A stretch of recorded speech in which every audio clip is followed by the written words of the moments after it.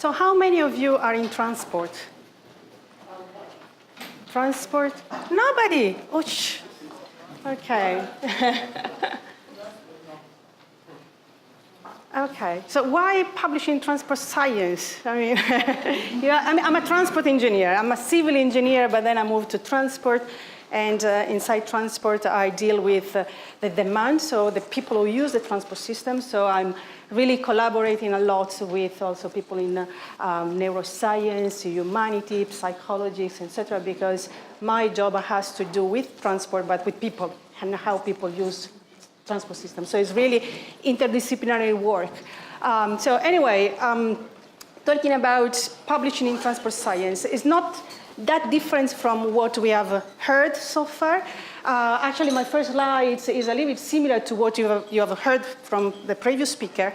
It's about, the numbers. And actually, when I searched for this number, I was a little bit surprised myself, even if I've been in academia for 20 years or something.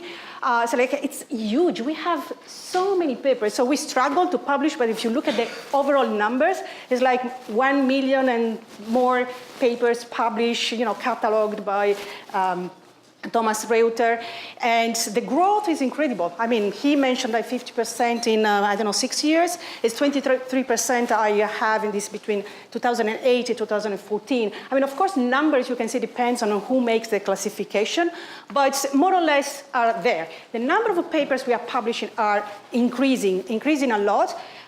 In China, this is consistent. I'm glad that what I'm saying is consistent with what he said before. It would have been not good to have completely different numbers.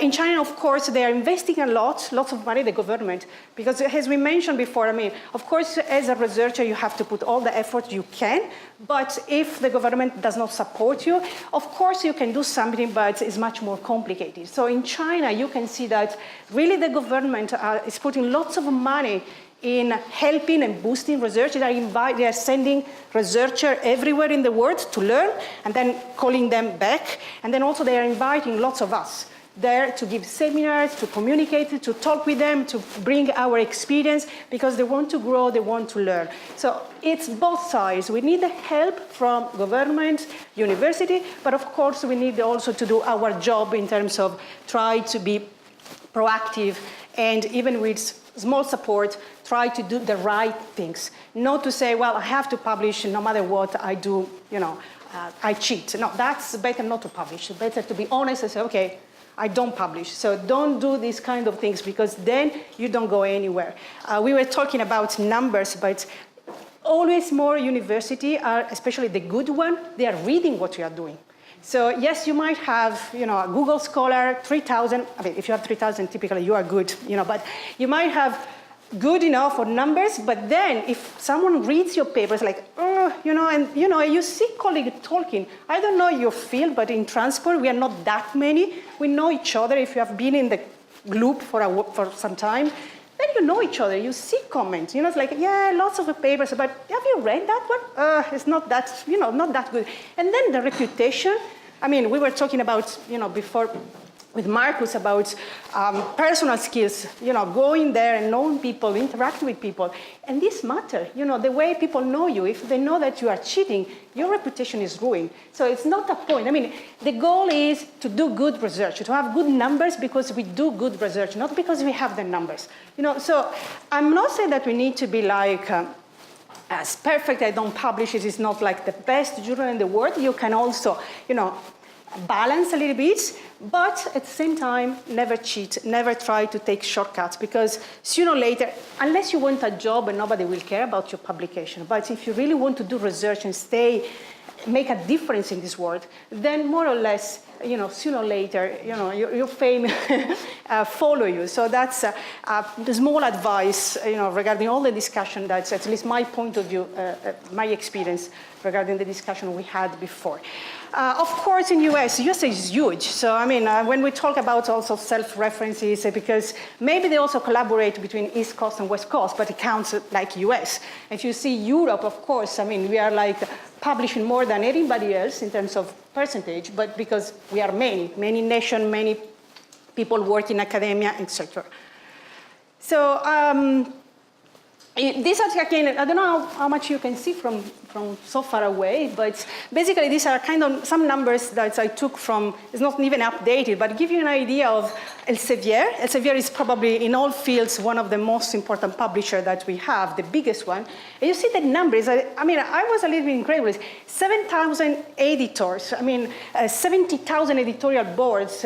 We have 30 million researchers involved in publishing in Elsevier. We have 8 million articles. For me, really, of course, this is not only transport, it's every discipline, but still the number in terms of how much we produce, for me, it's incredible. Again, this is they say 40, 90% article rejected. Again, it's a little bit like, the project. Sometimes you need to, be proactive, not wait too much. And then also from the feedback, we will see after lunch, the feedback you might receive from the reviewer might help a lot to understand, I'm doing right, where I'm going, how can I improve my research? So it's always good to try, and sometimes also to be a little bit more challenging, say, okay, I'm having small chances to go in these great journals, but at least, from the comment, I might learn something and I might improve myself. And again, the numbers are incredible. 450,000 new articles produced every year. If you look at the number in Springer, that is another big journal, editor of journals, scientific journals, in transport, but in many other disciplines. Again, the number are a little bit lower, but still the proportion is really, really huge. So we are kind of in a big machine, let's say, and sometimes it's quite difficult to find a way in all because if we have so many journals, it's because so many publications, it's because there are also lots of journals, and the number of journals has increased tremendously. And the reason is also because, unfortunately, as we said before, those who publish the journal, they make money. So we are a little bit squeezed between the rigor and integrity as a researcher, etc., and these journals that make money. So they ask also, they want to publish almost everything. So it is our fault, students, supervisor, the dean. I was a little bit surprised the dean, of a university suggested you to go through this type of a publication, but unfortunately, we are really squeezed because the system asks us to publish as much as possible. And also the journal, they are always increasing the number of, they are happy when the number of publications, the journals published increased. And then also the editors, I'm currently an associate editor for transport journals called Transportation, and from January 2019, I will be the co-editor-in-chief of another journal, Transportation Research Part A, that are in the sector of transport, one of the best journals we have. But still, of course, the journals ask us, we want to grow. So they don't say we want to lower the quality, of course, but sometimes it's difficult to grow and to keep high quality. So, as an editor, you are always like, what do I do? And it's very, very difficult. So, where to publish? When you're a little bit more experienced, probably you know better that, where you might publish. When you are young, when you are PhD students, it can be a nightmare. The list of journals is huge. So my suggestion would be go to the supervisor. Of course, I hope you have a good supervisor that will advise you to publish in the right journals and not to take shortcuts. But, this, of course, we cannot control that. So you have already your supervisor. I hope everybody's happy and you have a serious one that can advise you toward the right journal.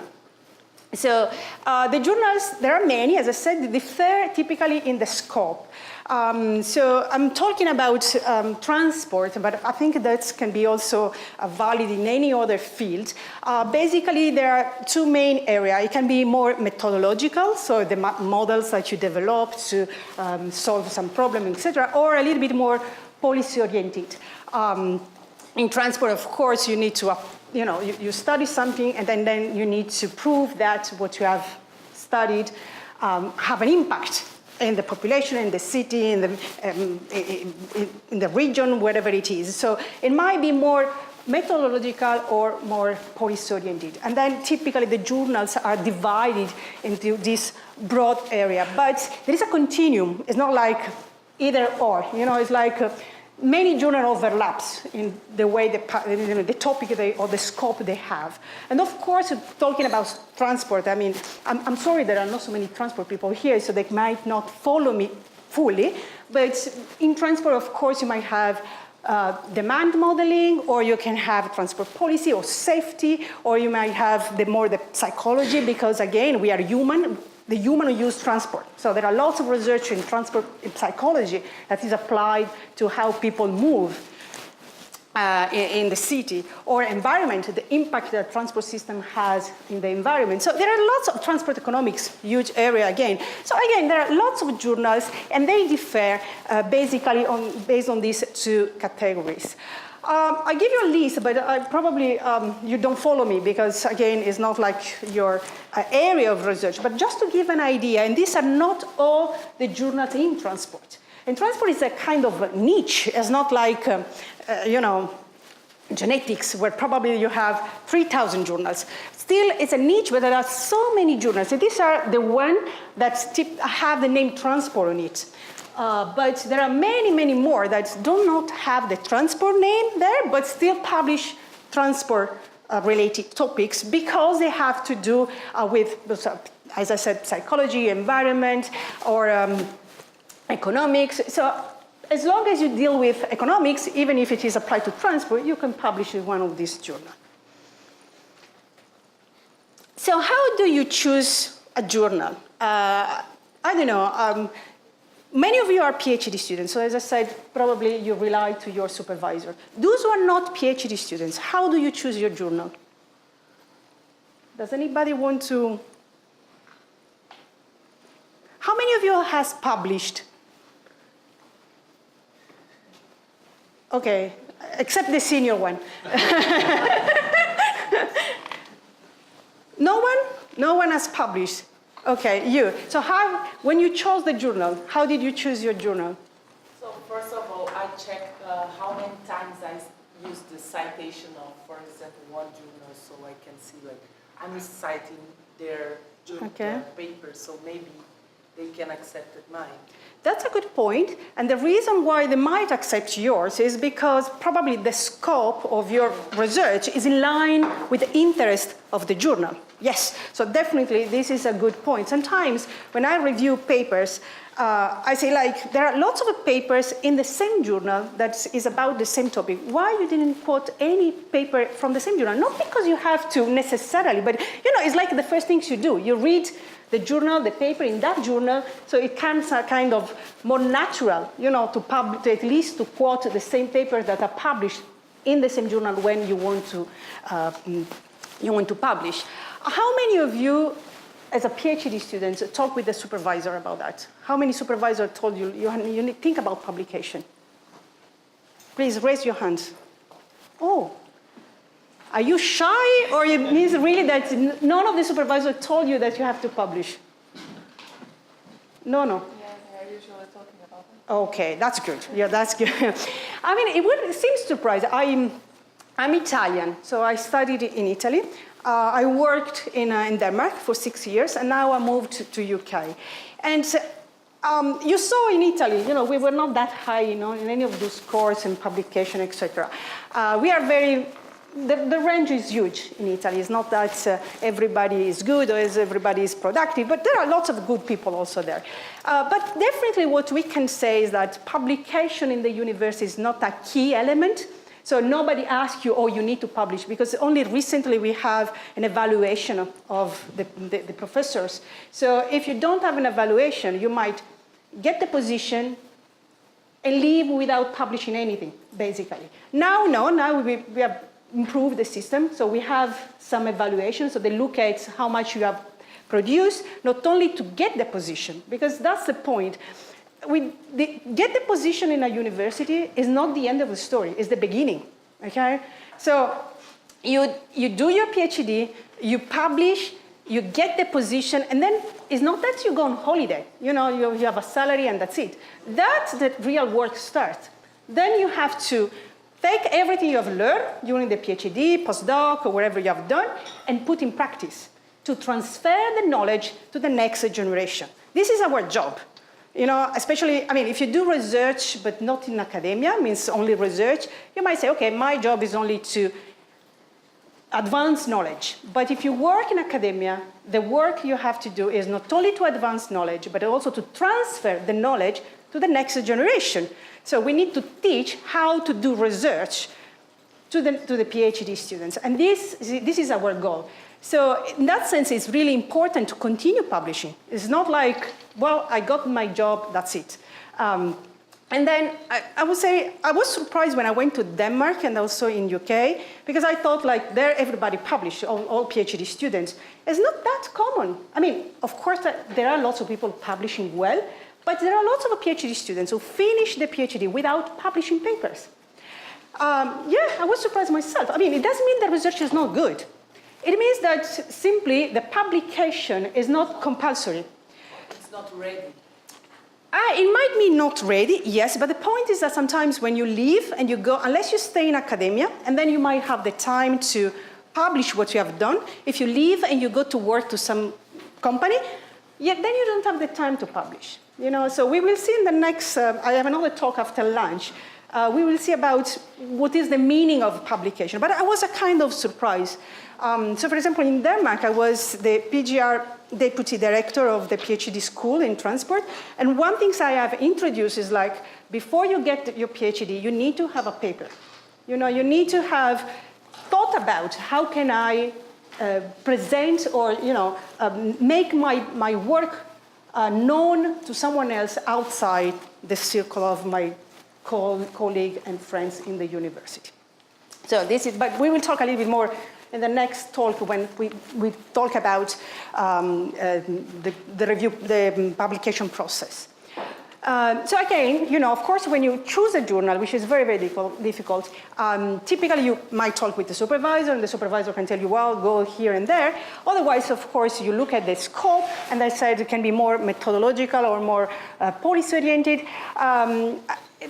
This reference to transport journals, so I'm afraid, again, you might not follow me perfectly, but of course there are some journals who are like really methodological. You know, they only publish something that is an advance in mathematical modeling or in some methodology.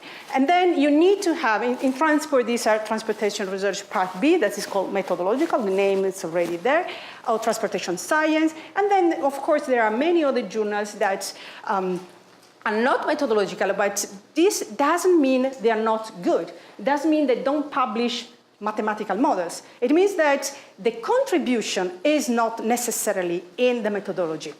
So you need to have still a good methodology, strong, maybe not, you don't advance in the methodology, but still you need to have a very good methodology. So it's not that you can have crap methodology and then you go and publish in policy journals. No, you still need to have very solid methodology, and then the focus and the contribution will be more in the policy aspect. And then, of course, inside the methodology, again, there are different topics that you need to follow. Unfortunately, it's not, I don't know if it is unfortunate, but the idea is like, very often we think about methodological journals like the strongest one. Probably, yes, it is more difficult, you know, to publish in the methodological journals. And I don't know in your field, guys, but in transport, definitely, I mean, methodological papers are usually the strongest one. If you look at more the policy-oriented paper, they can be very strong, but sometimes they might be not that strong. So, of course, the goal for everybody is like to have, you know, something in the best journal we can have. But there are very, very good journals also which are more policy-oriented because, again, as I said, many of them look at also the methodology, and the methodology has to be really rigorous. And then, of course, there are more informal things that we think about, like, for example, what is our experience, or the experience of our colleagues about publishing, or the experience of our supervisor when you ask the supervisor, okay, where can I publish this paper? And then they have published it already, and they have their own impression about, how is the process. So sometimes like, oh, I got this very strange and weird review. I will not publish anymore in this journal because my experience has been really, really bad. So of course we claim always the reviewer, and sometimes we are right because reviewers are humans and make mistakes, and there are all kinds of people. I see that you agree with me. Sometimes we look at the fast review. So again, our experience about publishing in this journal.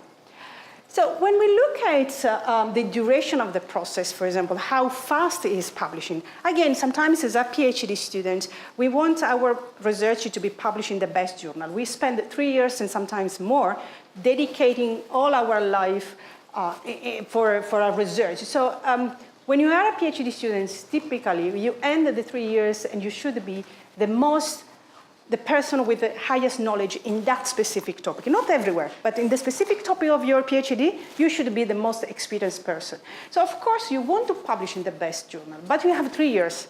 And the publishing process can be long.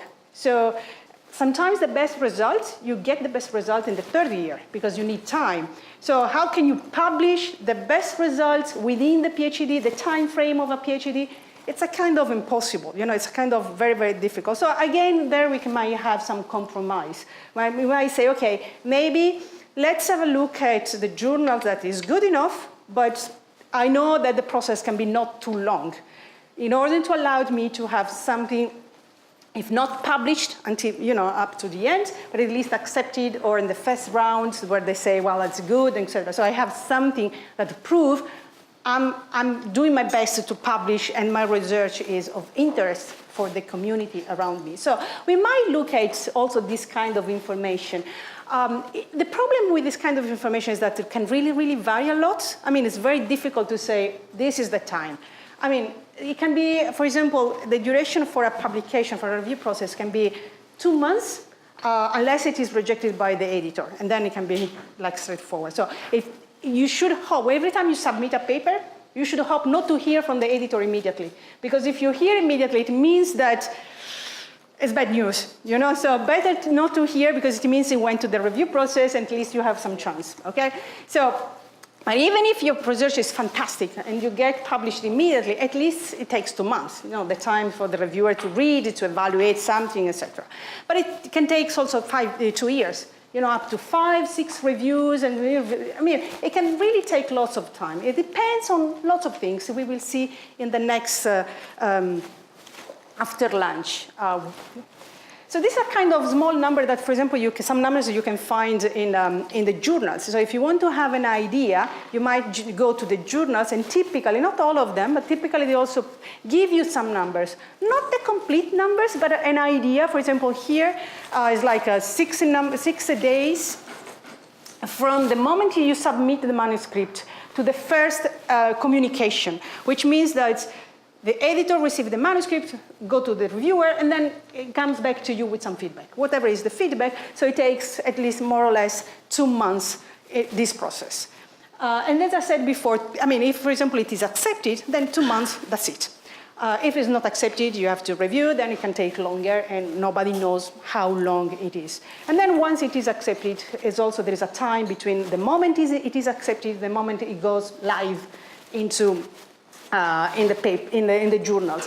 Even if now with the first online process, basically once it is accepted, this time is very, very short. I mean, in the past we need to wait until the journal was printed, and could be very long, but now it's really, really fast.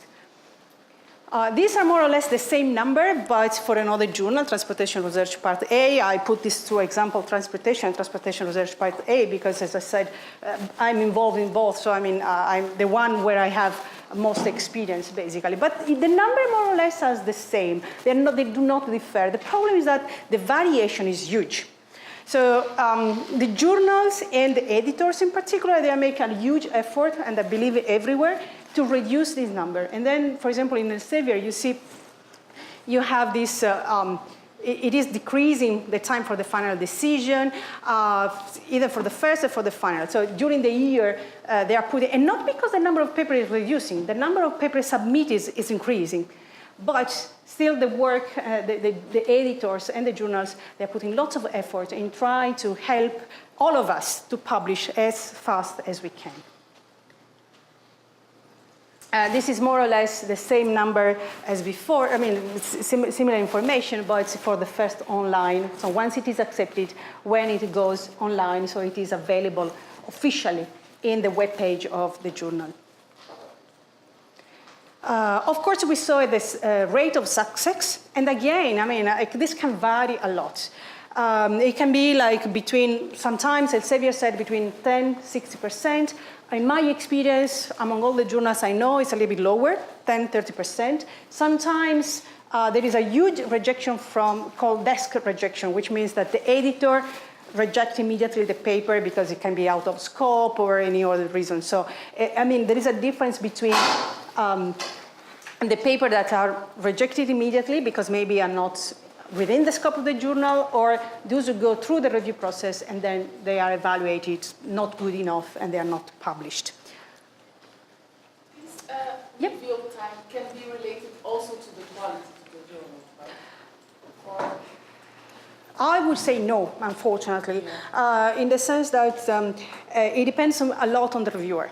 Yes, if the journals, the more serious is the journal, the better, and the more serious typically are the reviewer, and then the more thorough is the review you get. And then, yeah, and unfortunately, good reviewers are very, very busy.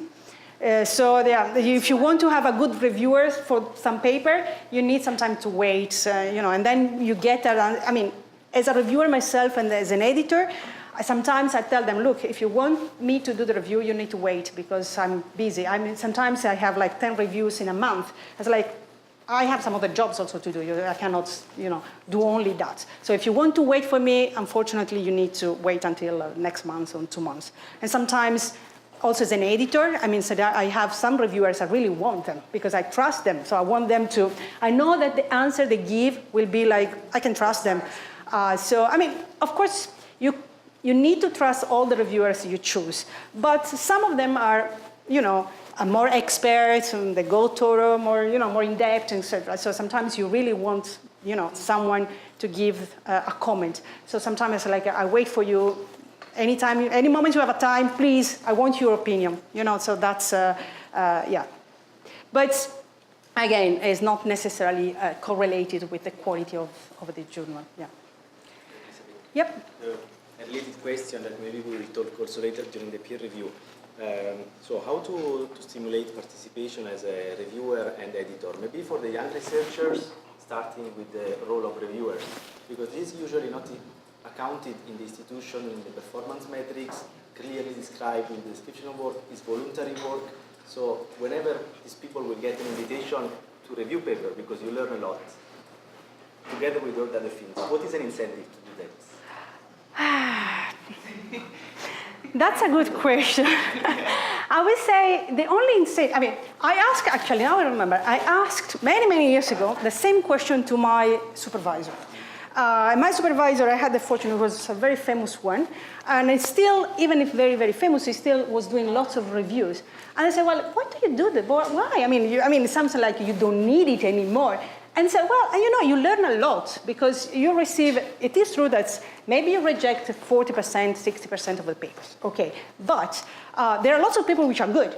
And then you know, you learn a lot and you know where the research is going in advance. You know, with 1 year in advance than anybody else because the others have to wait. And then you also have, when you have experience, the possibility to contribute, because we will see later, the role of the reviewer is not only to say, no, yes, no, like you are good, you are bad. It's like help, you know, in improving the paper. So you can give suggestion also how to improve the paper if you believe, so especially if you are an experienced researcher, you can really help improving the paper. So you have a double benefit. You can learn, even from young, sometimes young PhD, the PhD students typically are the one who really produce the most innovative things, etc. Sometimes we do research and we are like, even if we try to be independent, we still have the grants or someone who asks us some result, etc. The PhD students, typically they are they're really free. You know, they can fly high, say whatever they want. So we have in transport lots of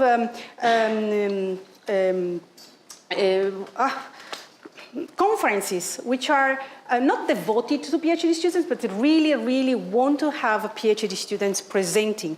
So they make a huge effort to facilitate, you know, the presentation from PhD students, because we believe they are our future. I mean, we are going to retirements. You know, PhD students are the one who will take over. So if we want our institution or our community to develop, we need to invest in PhD students. They are the future. So you are important. So you need to use this power you have to do the best you can, you know, but also to not only to do the research, but also to present your research, to make your research known to others. And that's important. This is the importance to be to go out in conferences and to try to publish as much as you can. So this is the incentives. You can also, all of us put also where they, for example, if they are a reviewer in some important journals, we put in the CV. So again, of course, the reason, do you know why we put in the CV? I mean, not you guys. PhD students, why do we put in our CV? Even me, I mean, I've been in the, I'm not young, so I've been around for a while, but still, every time a new journal asks me to do a review, I add the journal in my CV. Why do I do that? Basically, I don't need it, but, you know, why do I do? An idea? To show our Not you. You are always answering.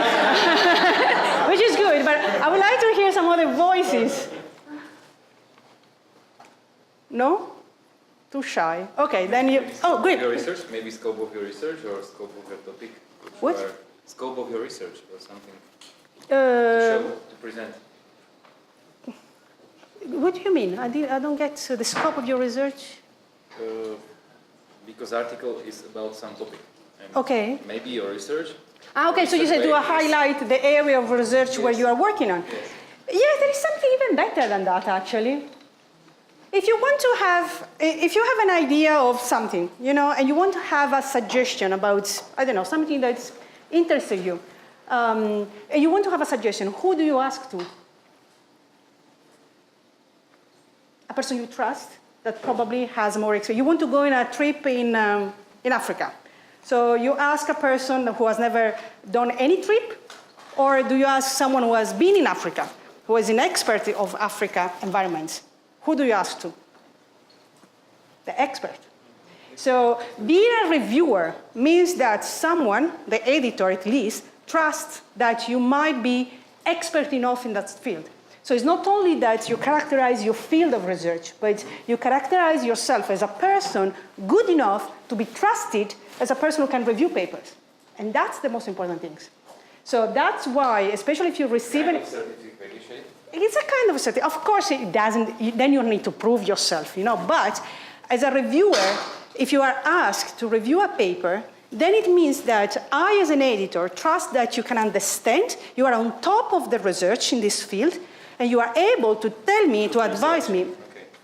Exactly, if you are good enough. So it's like a presentation of yourself. I'm not only working on that, but I'm good enough. Look, these people from the best journals ask me to review papers, so they trust me. I'm a serious, I know what I'm talking about in this specific field. So if you receive an invitation, please try, of course, especially if it is from a good journal, it is also beneficial from your CV. So do it the best you can, and then, of course, add in your CV because it's a good point.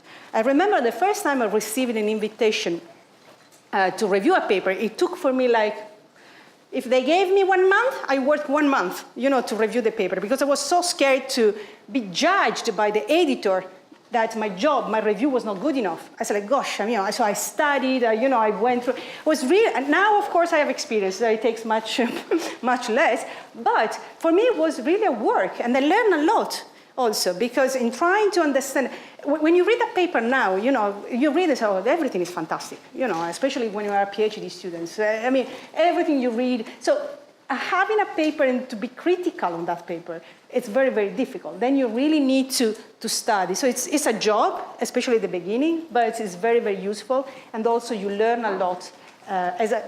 as a researcher in general, but in particular as a PhD student. So it is good from all points of view. This was just a slide I mentioned before about the acceptance rates. Of course, as the number of papers submitted increase, the acceptance rates decrease. Even if the number of papers published has increased, but still the number of papers submitted is much, much higher. You know, people submit lots of papers.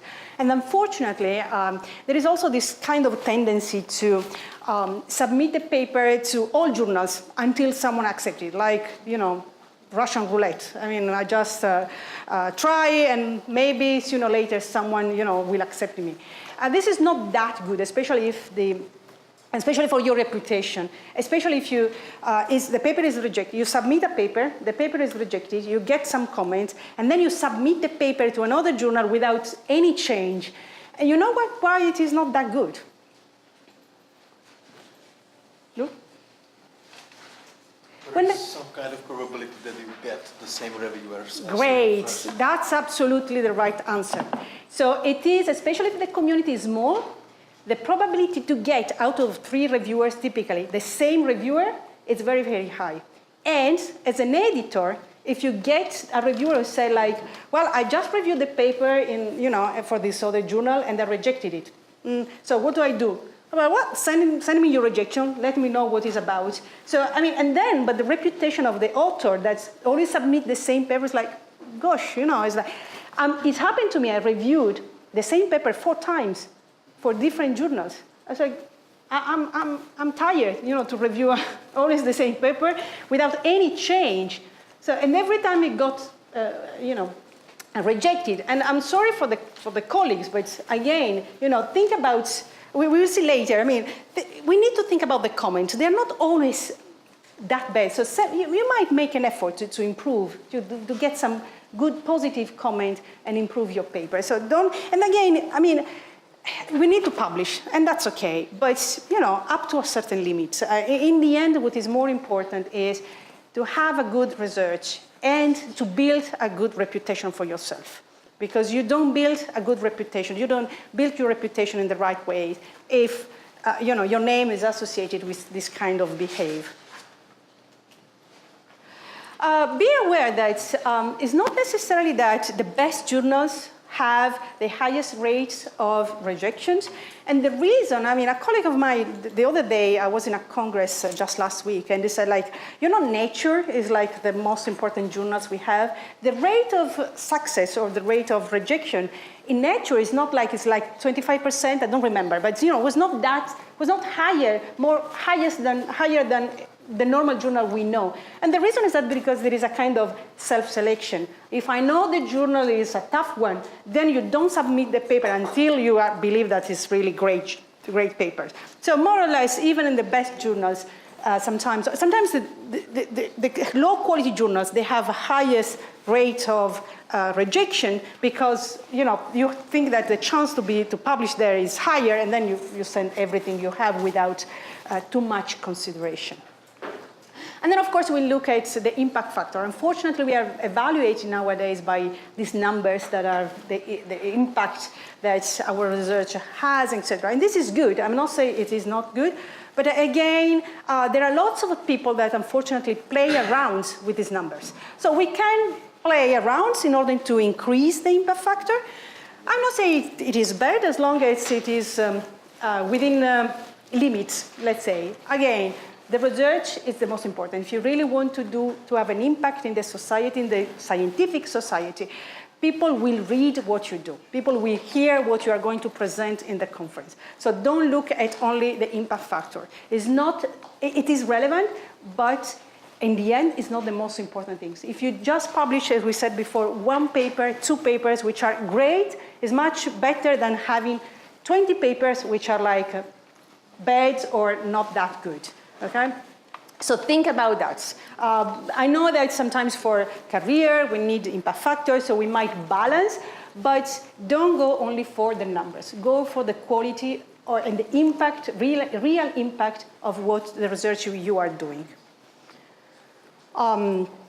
Impact factor are also a little bit tricky because depends a lot on the journals you publish, the type of journals and the community. So as I said, I mentioned before, for example, the Nature, and Nature has an impact factor of 41, which is like, And if you look at transport, in my field, transportation research B, that is probably the most, the journal with the highest quality, the impact factor is 4. So, 10 times less. So, of course, you cannot, if you have to apply for an ESRC grant, and then I present myself and I have, papers in journals with impact factor 4, and there is another researcher who has published in Nature with impact factor 41, there's no chance. I'm definitely zero chance to get, the grant. But of course, you need to scale. You need to see, transport is a very small community, so the impact we can have, it cannot be comparable with the impact that papers in Nature can have. And many other fields, like, for example, energy. Energy is much, much bigger than transport. So again, you might have the impact factor of a journal that probably is not better than Transportation Research Part B, but still the impact is much, much higher. So I have colleagues, for example, to increase the impact factor, they publish transport papers in energy journals or environmental journals, because then the impact factor raise. This is not bad. I'm not saying this is, as long as the paper is good and, it makes sense, it's okay. This is what I would say that we can play around in a way that is correct. So this is not bad. As long as the journal is a good journal, you might also play some of these games, to give to boost a little bit what we need also for our CV, the career in the university, etc. A couple of years ago, when I was in Denmark, I gave a course to PhD students that was called Publishing Research in Transportation Science. And then when I started, it was more or less about the same course, the same topic we are talking here. And then I remember the students always like, oh, I'm looking forward to this course, I'm looking forward to this course, etc. So the first class, I asked them, lots of expectation. What do you expect to or wish to learn? And this is a kind of question that she asked after the first presentation. It's like, what did you learn? So I'm not asking you what have you learned from my presentation now, but I would like to hear from you, what do you expect from this course? In general, not me only, the overall course. You are here, you came, many of you from the same university, from Žilina, many others from abroad. So why did you come here? Someone has never told. I don't want to ask anybody because I don't want to force anybody, but if you feel free to, no? Come on. Some new knowledge about writing paper. Okay. Because it is very hard for us, for PhD students, to write some paper and accept it in a high-ranking journal. Okay. Does everybody agree with him? Yes. Yeah. Okay. So you have some knowledge, and you have probably. Did you experience to publish something? Because you said it's hard, so you might have tried. Yes. Yeah. Okay. Which is good. Everybody tries. I don't know anybody, not even the most famous professor. I don't know the most famous professor in the world. I don't know. Maybe Nobel Prizes that never got rejected. I have no idea. Actually, no. I have a colleague who has published with a Nobel Prize, and he told me that the paper they wrote was rejected because it was too technical, probably too. I don't know. So even Nobel Prizes got some paper rejected. So don't diminish yourself.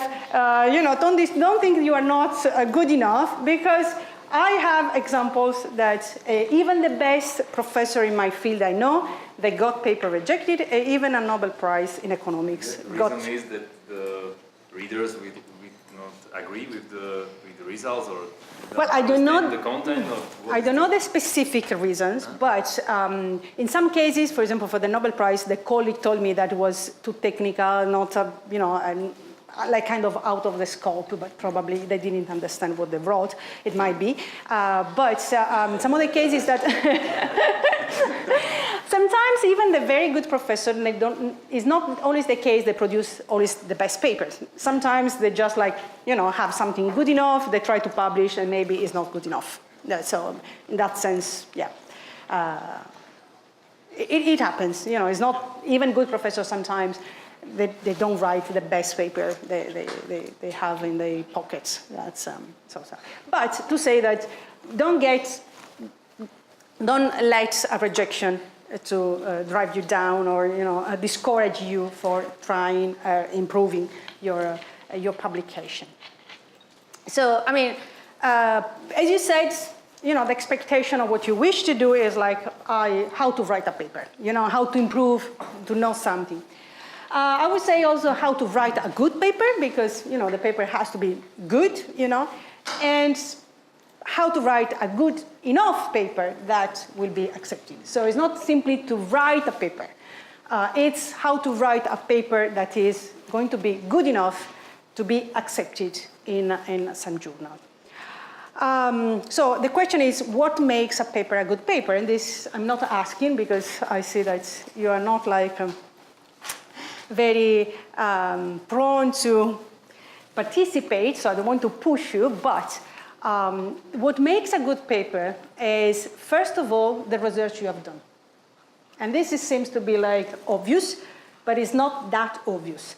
I recently published a paper with a colleague who comes from another university, another country, etc. They asked me, like, I want you to have it in my paper because I want your help. You publish a lot, so I want your help. It's like, okay, I try, but of course there was something in the research that was not, quite good. So I said, well, I tried my best to, to present what they had in the best way. But I said, well, we should redo this analysis because, or this part of the experiment, because it's not that good. They didn't have the time, they didn't want to do it, etc. I mean, unfortunately, it was rejected. And the reason was that because the experiment need to be refixed, so the editor felt, or the reviewer felt that we did not have the time to do again the experiment in such a short time, in the time of review of a paper.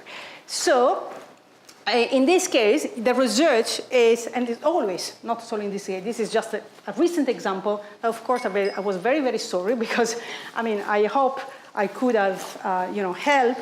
But again, if the research has some flaw, unfortunately, I mean, you can write the paper in the best way you can. You can go to all courses about how to write papers. It will be very, very difficult. So once you have an excellent research, the best you can do, so first of all, be sure that your research is good enough. And then you need to write, you need to describe your research in the best way. And this is very important. I'm not saying that it's not important. This is key. But if you have a good research written, explained in a not good way, you can improve it. So if the reviewer gives you a second chance, you can improve it. If you don't have a good research, then it's very difficult that you get the chance to review the paper. Because it needs time, not because you can never publish this part of research, but you need time to fix the experiment, to fix the work, and then you can still republish. So the line, you see that the arrow also goes from first research, so focus on your research, and once you have a very good research that you think it can be published, then think about how can I describe my research in the best way.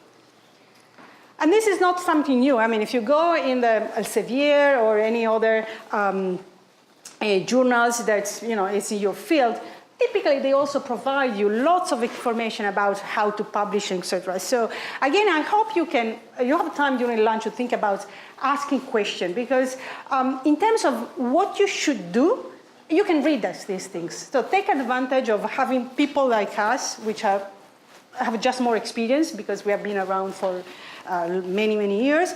So ask questions that maybe you cannot ask in a web page. But you can read most of the information we gave today to you.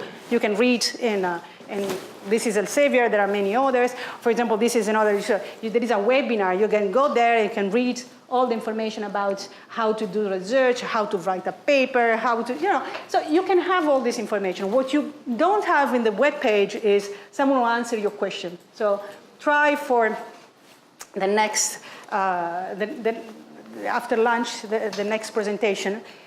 I'm not forcing you, but take the opportunity. That's my advice, to ask questions. So I want to conclude very briefly with something about, we know as I said, because you can find it in the webpage, how things should be done. But of course, then you try to write a paper and you say, I know what I should do. Why it doesn't work? So between what should be done and what in practice, how things are in practice, of course, there are lots of differences because each paper is different, each journal is different, each reviewer you find is different. So, of course, there are many, there is a huge difference between theory and then your practical experience. And there are no rules. There are not like, there are tips we can give to you, but of course, there are not like specific rules that you are sure you apply that and you get it. No, it's a little bit fuzzy science in this area. So I'm not going to talk about the structure of the paper because you have a presentation later today. But I would like to give you 1 or 2 tips based on my experience as an editor, as a reviewer, as a person who writes papers.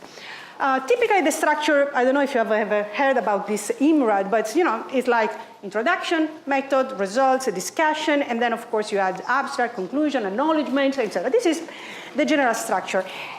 In my opinion, something that is really, really important, one of the reasons why most of the papers are rejected is because of the contribution.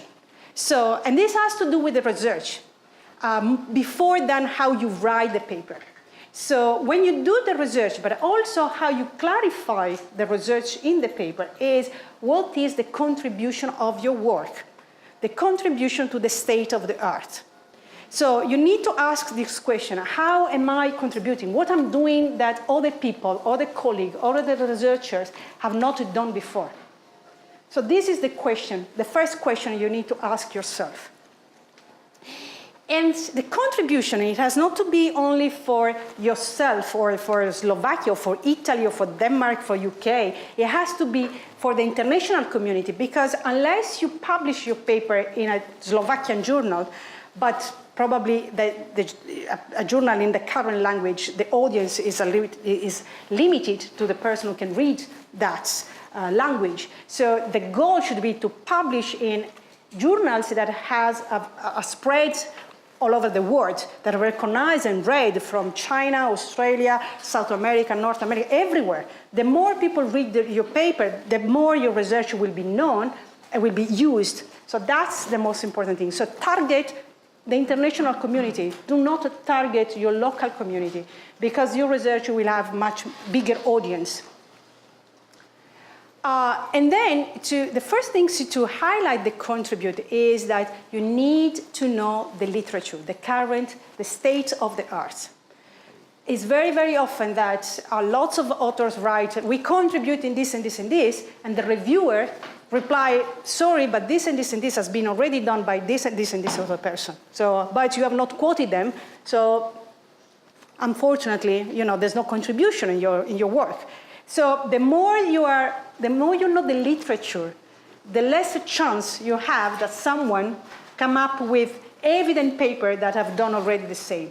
There might always be something that you have not read. I mean, with thousands and millions of papers, it might be that you miss something. But if you have quoted the most important papers, then it's not like one single paper in some remote journals that make the difference, or is more rare. But very often, the lack of good literature review is really on the basis for the lack of a contribution or for stating a contribution that in reality is not a contribution. So again, especially as PhD students, read the literature review as much as you can. You need to know almost everything that has been published in your field to be sure that what you're doing has not been done before by someone else. Or if someone then comment that, you are able to reply, okay? Because someone can always say it's not a contribution, but if you are sure it is, then you have argument.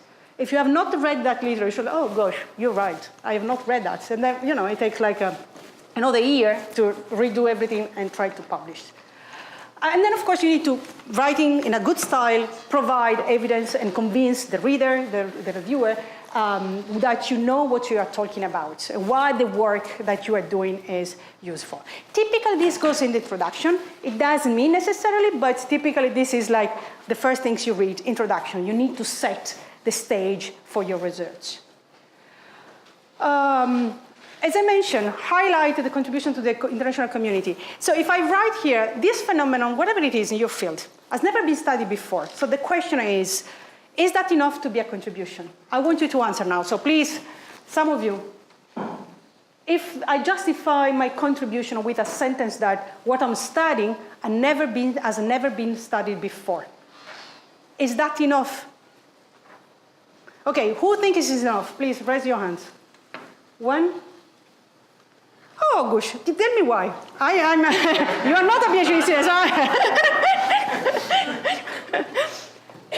The question is, maybe, so everybody's right, but I'm curious why you raise your hands and say yes.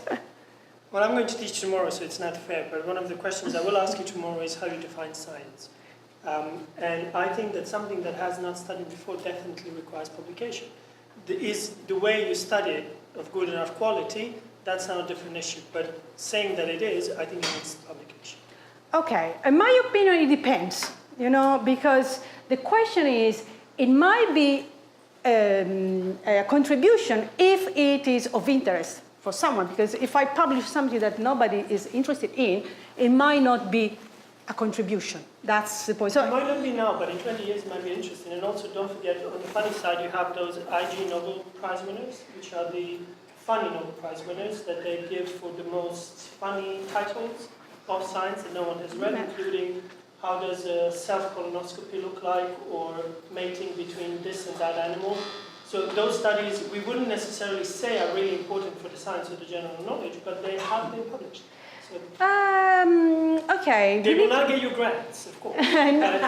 My opinion, as an editor and as a reviewer, is that if you want to, if you publish, if something has not been studied before, necessarily it doesn't mean that it is a contribution.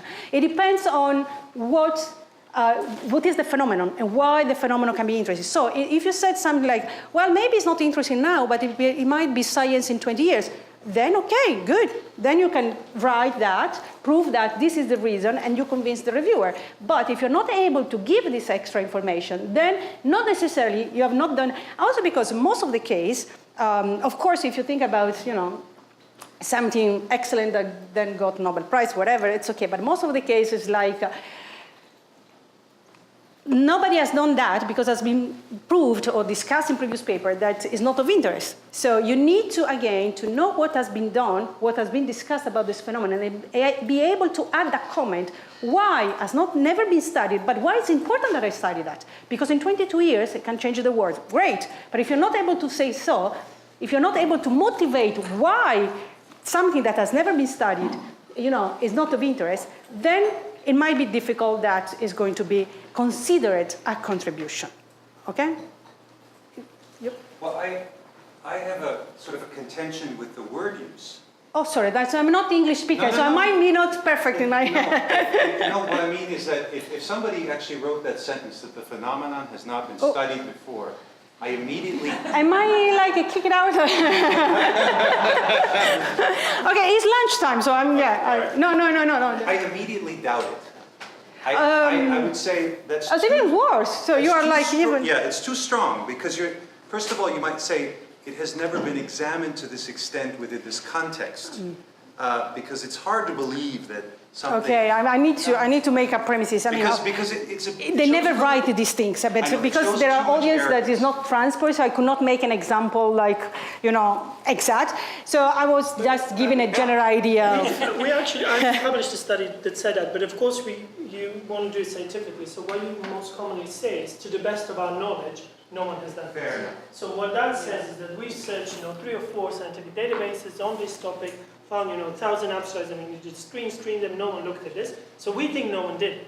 Doesn't mean no one really did it, but I couldn't find it. No, that's a good point. Yeah, very often you say at best of my knowledge, I read all this paper and that's never been published. But again, at least in transport, so I don't know in your field, we ask, why do you think that what you are studying is important? It's not only that has not been studied, but why? Because sometimes I have colleagues who say, we thought about this, we have some working paper, and we end up that it was not interesting. So you have to motivate. That is not only that has never been studied, is why it is important. Say, nobody has studied that, okay, but why it is important that you study this?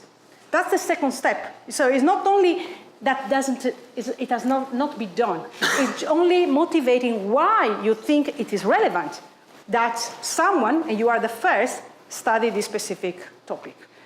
Okay? Or something sometimes never been applied to my country. You know, yes, okay, fair enough, it has been applied in everywhere except in Slovakia. Why it is important for someone that is not in Slovakia?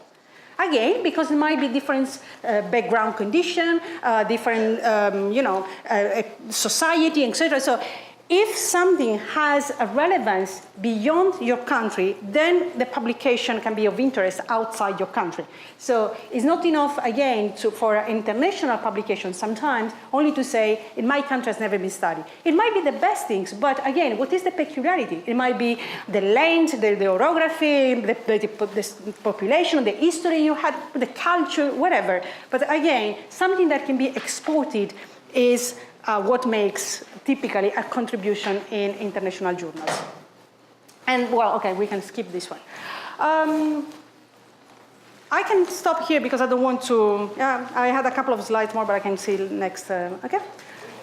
We stop here and see you later. Have a nice lunch.